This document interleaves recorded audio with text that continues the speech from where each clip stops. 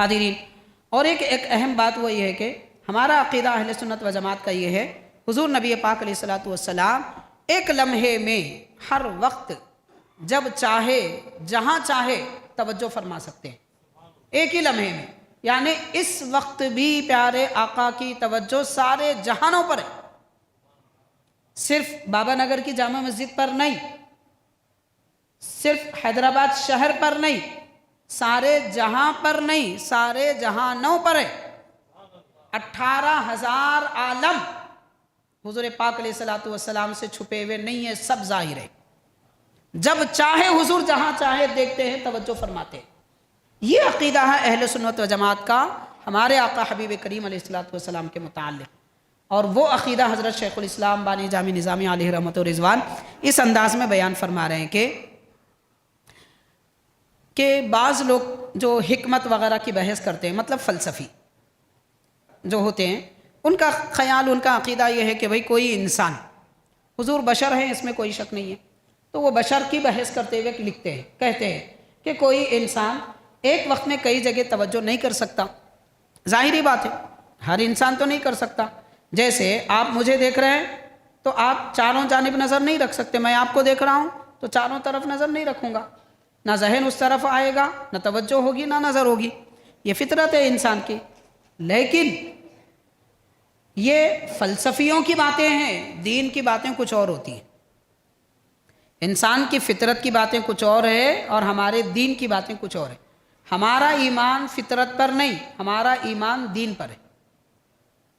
تو وہ جو حکیمانہ طریقے سے بعض لوگ اس طرح کی باتیں کرتے ہیں، ان کے بارے میں حضرت شیخ الاسلام فرما رہے ہیں کہ اب رہی یہ بات کہ حکیمانہ مذاق میں یہ گوارا نہیں۔ مذاق مطلب مذاق نہیں، وہ ہنسی مذاق، مذاق کا مطلب لذت، ارادہ، شوق، مذہب، یہ مراد ہے۔ تو خیر، حکیمانہ مذاق میں یہ گوارا نہیں کہ وقت واحد میں تمام مسلمانوں کی طرف حضرت کی توجہ ہو سکے۔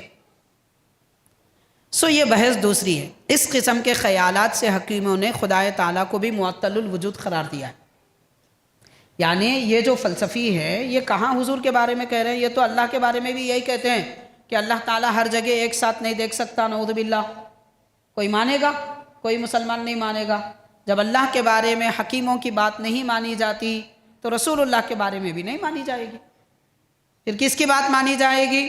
اللہ کے متعلق بھی اللہ کی بات، رسول کے بارے میں بھی اللہ کی بات مانی جائے گی۔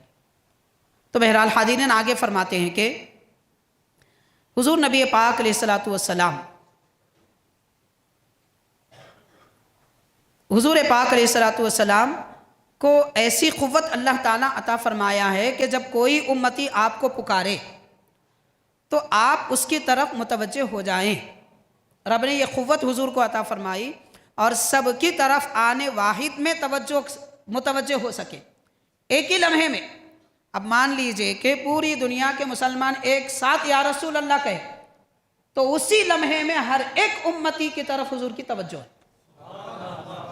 یہ حضرت فرما رہے ہیں شیخ الاسلام عقیدہ اہل سنت و جماعت کا۔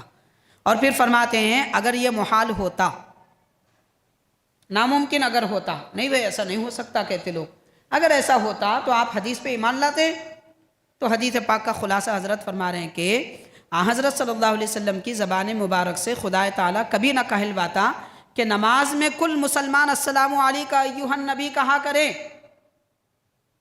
اب دیکھیں مثال کے طور پر جمعہ کا وقت ہے، آج نماز جمعہ میں با جماعت جب ہم نماز پڑھ رہے ہیں، پورے شہر بلکہ پورے ہندوستان میں 5-10 منٹ کے فاصلے کے ساتھ نماز جمعہ پڑھی جاتی، تو یہ 5-10 منٹ تک ہر نماز میں ہر امتی تشہد میں کہتا ہے السلام علیکہ ایھا النبی، اے اللہ کے نبی آپ پر سلام، تو اے نبی کہہ کر پکار رہا ہے، تو ہر امتی کی طرف حضور کی توجہ ہے، ہر امتی کی طرف حضور کی توجہ ہے۔ اور اگر ایسی توجہ نہیں ہوتی تو حضور کبھی نہیں فرماتے تم تشہد میں ایھا النبی کہو۔ متوجہ حضور نہیں ہو سکتے تو کیسے فرماتے؟ پیارے آقا علیہ السلام بھی امتیوں کو یہی فرما رہے ہیں، جب تم تشہد میں نماز میں ہو السلام علیکہ ایھا النبی کہو، یقیناً میں تمہاری طرف متوجہ ہوں گا۔ یعنی حضور ہمارے سلام کا جواب دیتے ہیں اور ہمارے سلام کو سنتے ہیں۔